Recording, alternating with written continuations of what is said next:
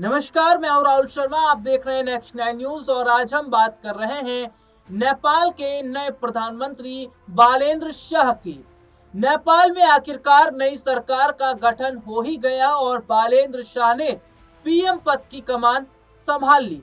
लेकिन क्या आप जानते हैं कि बालेंद्र शाह ने राजनीति में अपना पैर जमाने के लिए कड़ी मेहनत की थी। जी हाँ, उन्होंने काफी मेहनत के बाद राजनीति में अपनी जगह बनाई। हम बताएंगे बालेंद्र शाह के सियासी सफर के बारे में, उनकी शिक्षा के बारे में। बालेंद्र शाह के सियासी सफर की बात कर लेते हैं। देखिए, बालेंद्र शाह को बालेन शाह के नाम से भी जाना जाता है। काठमांडू के जाने माने संगीतकार 25 साल के रजत दास श्रेष्ठ बताते हैं, बालेन सहजता में विश्वास करते हैं। वह मशहूर तौर पर कहते हैं कि कोई भी प्लान वह प्लान नहीं है जिसे वो फॉलो नहीं करते। बता दें, बालेंद्र उन प्रदर्शनकारियों में से एक थे जो सितंबर 2025 में सड़कों पर उतरे थे और जिस जेनजी आंदोलन के कारण उस समय की केपी शर्मा ओली सरकार को इस्तीफा देना पड़ा था।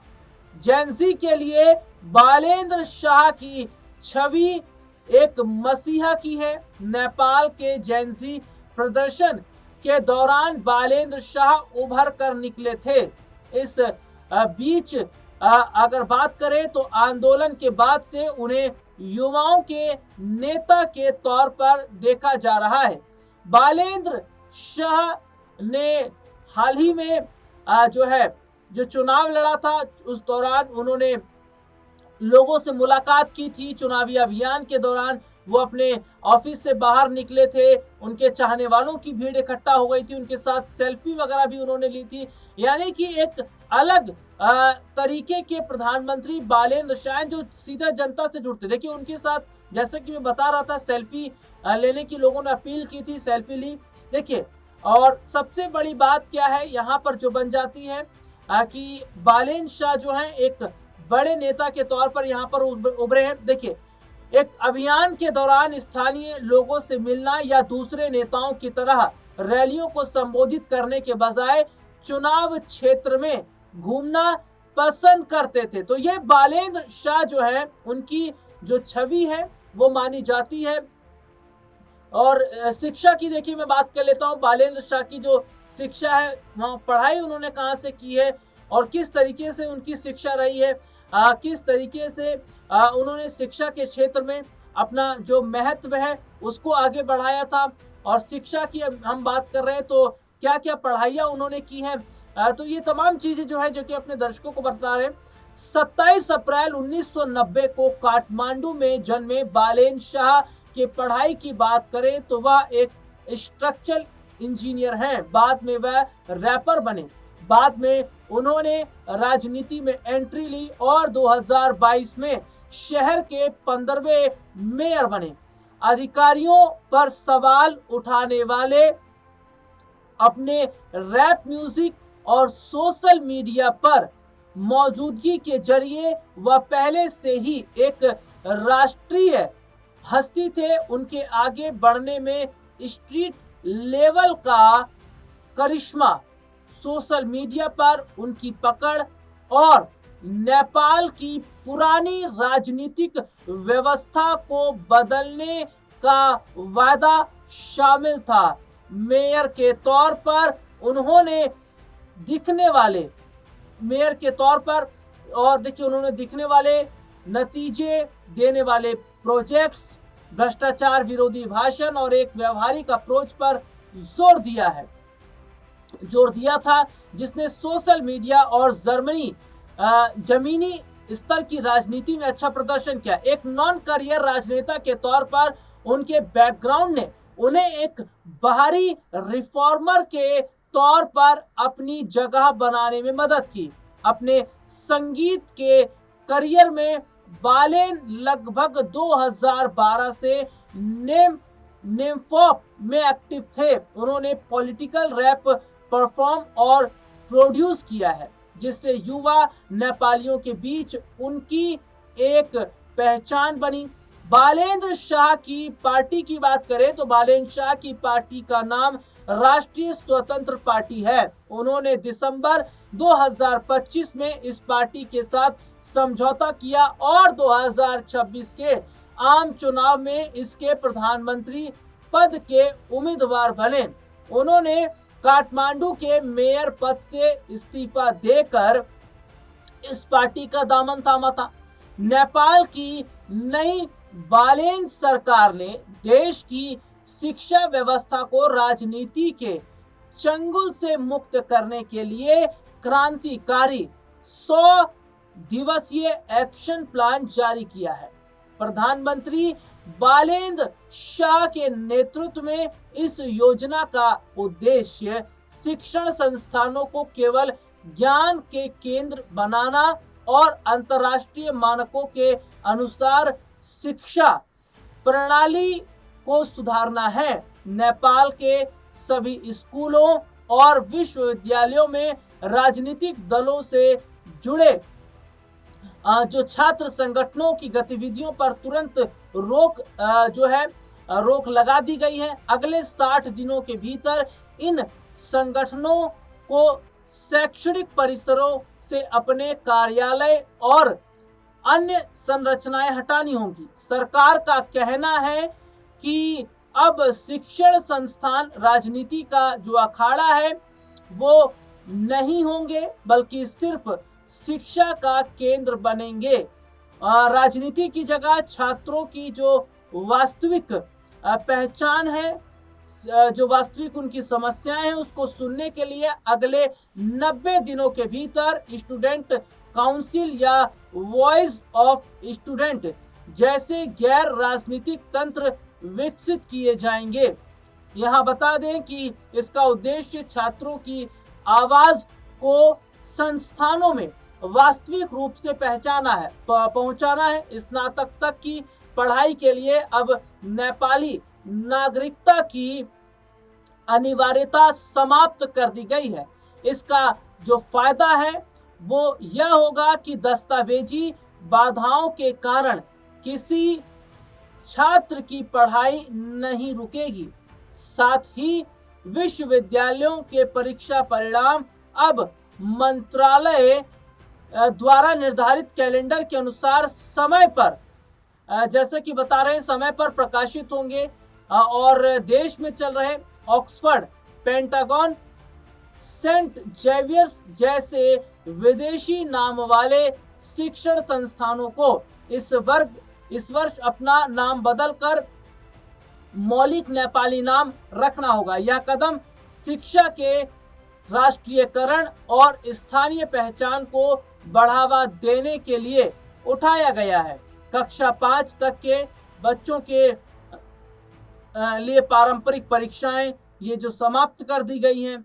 इसके साथ ही बता देते हैं कि अब बच्चों की प्रगति का आकलन वैकल्पिक मूल्यांकन प्रणाली के जरिए किया जाएगा। इसका जो उद्देश्य है वो बच्चों में परीक्षा का तनाव कम करना और इसके साथ ही साथ उनके समग्र विकास पर ध्यान देना है।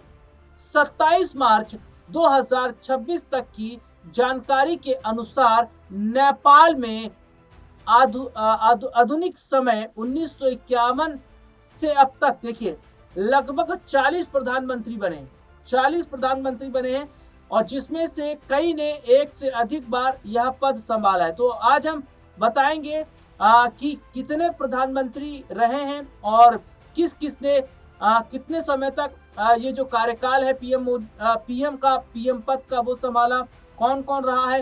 तो 27 मार्च 2026 को नेपाल के 40वें प्रधानमंत्री के रूप में पदभार, जैसा कि मैं बात कर रहा हूँ, ग्रहण कर चुके हैं 40वें प्रधानमंत्री के रूप में अभी तक। वैसे आपको बता दें नेपाल के पीएम की कहानी अगर तो 1799 से ये शुरू होती है। उस वक्त पीएम को मुख्तियार या काजी कहा जाता था। 1806 से 1837 तक भीमसेन थापा ने लंबे समय तक शासन किया, जो पहले और सबसे लंबे समय तक पीएम रहे। फिर 1846 से 1951 तक राणा युग आया, जहां जंग बहादुर राणा 1846 से 1856 1857 से 1877। उसके बाद देखिए जैसे नेताओं ने सत्ता पर कब्जा जमाया, राणा परिवार ने पीएम का पद अपने पास रखा और ये दौर तानाशाही जैसा था।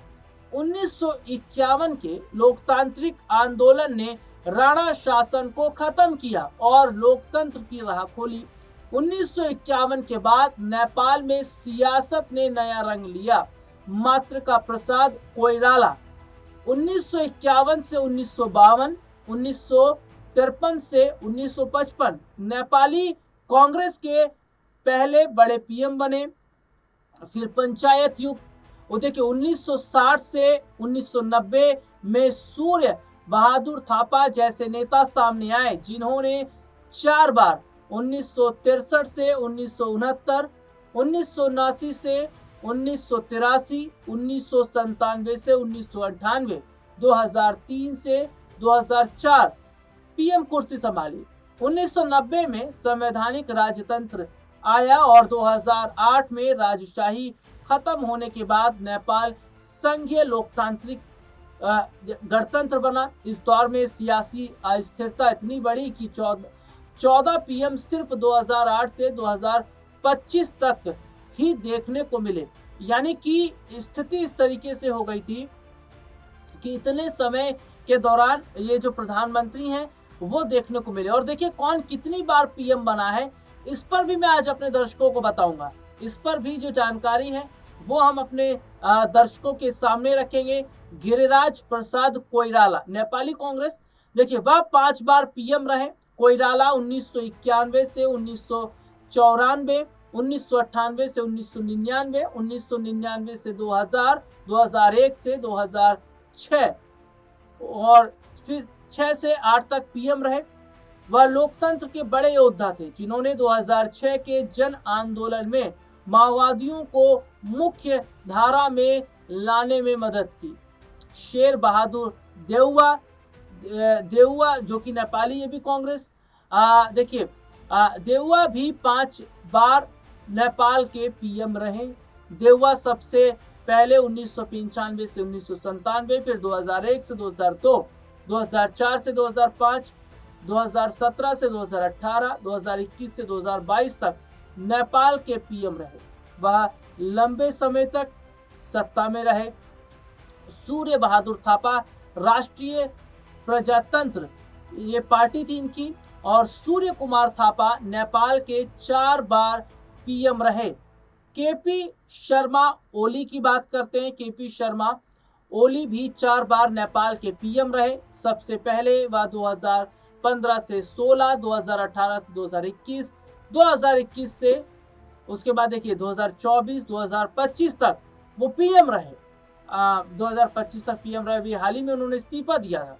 उनका आखिरी कार्यकाल 15 जुलाई 2024 से शुरू हुआ था, लेकिन भ्रष्टाचार विरोधी प्रदर्शन के दबाव में उन्होंने इस्तीफा दे दिया। पुष्पकमल दहल की बात कर लेता हूं, जो कि प्रचंड, ये भी माओवादी केंद्र। देखिए पुष्पकमल दहल प्रचंड 3 बार, जो कि 2008 से 2009, 2016 से 2017, 2022 से 2024 तक ये भी पीएम रहे। आपको बता दें केपी शर्मा ओली की बात करता हूं तो केपी शर्मा ओली ने नेपाल के प्रधानमंत्री पद से 9 सितंबर 2025 को इस्तीफा दिया था, जिसकी वजह उनका फैसला था सोशल मीडिया पर बैन लगाना। देश में भ्रष्टाचार का बढ़ना, बेरोजगारी का बढ़ना, जेनजी आंदोलन से केपी शर्मा ओली थी, उनकी हालत खराब हो गई थी, जिस वजह से उन्हें अपना पीएम पद छोड़ना पड़ा था। अब बालेन शाह जिन्होंने पीएम पद की कमान संभाल ली है, अब क्या नेपाल में एक नई क्रांति देखने को मिलेगी? हालांकि माना जा रहा है शिक्षा के क्षेत्र में अच्छा काम बालेन शाह कर रहे हैं, और क्या पहले सरकारों से अब नई जो सरकार बनी है बालेन शाह की, क्या ये नेपाल को एक नए तरक्की की ओर लेकर जाएगी, ये आगे देखना होगा। फिलहाल आज के इस प्रोग्राम में इतना ही, फिर मुलाकात होगी, तब तक के लिए इजाजत दीजिए, नमस्कार।